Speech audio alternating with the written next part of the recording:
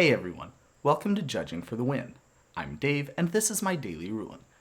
Amy uses Spectral Adversary to phase out Nick's Moonrage Brute. After that, she plays another spell and passes the turn.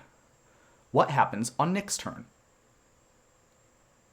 Okay, so to answer this question, we're going to need to know a little bit about the structure of the untap step.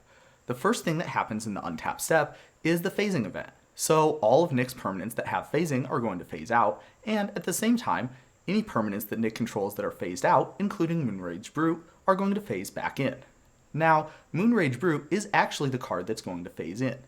If we were talking about something leaving the battlefield and coming back, well, that would be a little bit different because generally when stuff gets returned to the battlefield, it gets returned with its front face up. However, phasing is not considered to be leaving the battlefield or entering the battlefield. So, with that being the case, the Moonrage Brute is going to phase back in exactly as it existed when it phased out.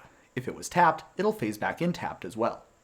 The next thing that happens in the game is the game makes a check to see if it should change from day to night or night to day. In this case, of course, since Amy has played 2 spells, that means that the game will indeed be transitioning from night into day this turn. After that happens, the game is going to see that we have a nightbound permanent when it's day out. So that permanent is going to get transformed into Brutal Cathar. At this point, the triggered ability on Brutal Cathar is going to trigger. However, that triggered ability is not going to go onto the stack just yet.